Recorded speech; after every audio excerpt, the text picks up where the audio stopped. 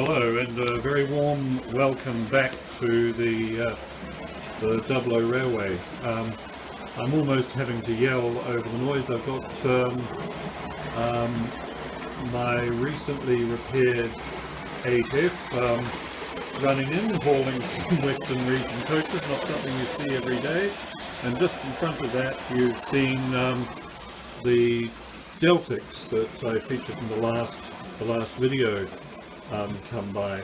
Now this is a continuation from that video, and specifically I'm going to be talking about modifying some 8Fs and some castles, and how I go about various aspects of that, and some proposals that I have, especially for the ones with ringfield motors, which pose some particular challenges. Anyway, welcome back. I'll turn down the noise, I'll dial down the noise, and we'll get into this. Well, that's a little bit quieter. There's still some extraneous noise. I've got the garage door open, and there are some earthworks going on nearby, so there's some heavy machinery noises. Now, the first thing to mention, I suppose, is that you saw this 8F running tender first, pulling coaches. So it's got a front bogie on it off of 4MT. They're exactly the same. The other thing about this is that its magnet is reversed, so that I can run it smokebox to smokebox or tender to tender with another 8F. Just something else that I'm able to do on the layout. The 8F here, which is exactly the same model, they're both original 3-rail models. It runs in the approved direction and doesn't have front couplings. And right here I've got, let's just get this in the frame, so Bristol Castle, probably the one of the 3-rail engines that many people started off with. It's certainly the one that I started off with. And behind it is Denby Castle, which is the 2-rail version with the old motor, and it's normally, as I say, 2-rail, but this is sitting on a 3-rail chassis, so the conversion for this was really easy. I just found a 3-rail chassis that wasn't being used and tender, and plonked the body down on it, and that gives me a little bit of variety on the layout. Now, those are not particularly difficult conversions.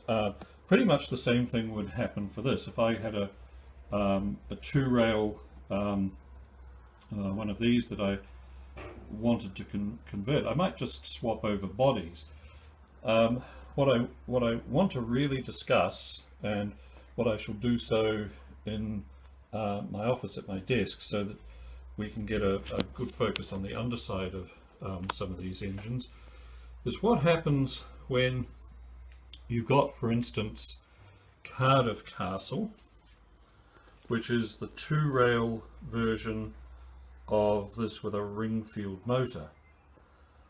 You don't want to be ripping the mechanism out of Ludlow Castle. They're rare enough, and the idea is that we get more of these in this world, not fewer. To some extent the same is true for the 8F. I don't particularly want to be cannibalizing a 3-rail ringfield version of this in order just to put a 2-rail body on it. The other thing, of course, is that, and this holds true for cities and for the West Countries, Wren made quite a number of these, and they're 2-rail. Well, for the most part, they're 2-rail. And so everything that I say here that pertains to the 2-rail ringfield motored versions of the Castle and the 8F holds true for holds true for the ring versions, and it's an opportunity, as I said, to get a bit more interest on the railway, get a broader representation of locomotive power. And so anyway, we'll head to the office now. And oh no, I think before we do that, I should have in the last video put in some footage of what actually happens when a two rail conversion hits some points. So I'm going to splice that in after this, and then once that's played, it's into the office and a look at the underpinnings of these. Okay, so let's get to that. Now let me show you the problem as it manifests on the track.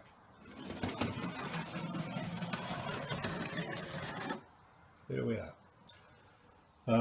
That's the 08 that started life as a two-rail engine. Now here's the three-rail version, the original three-rail version. I'm running this a little slower.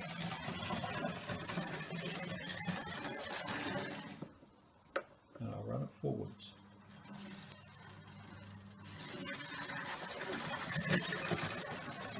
There we are.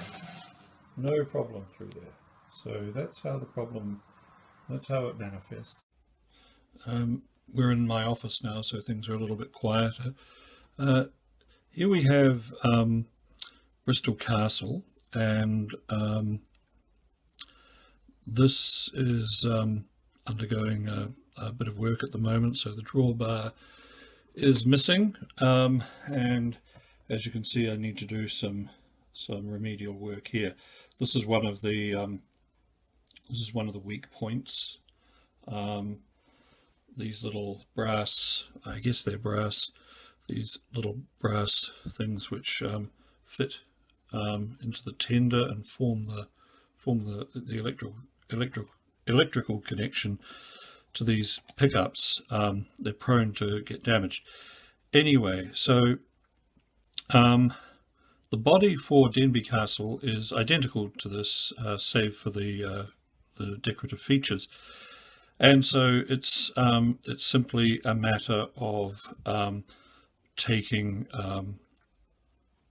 some donor parts from either a Bristol Castle that's in poor shape, or if you can get the chassis on its own, that's all very well. Now, what that doesn't do is it does not increase the stock of three-rail engines in this world, which is one of the aims of this.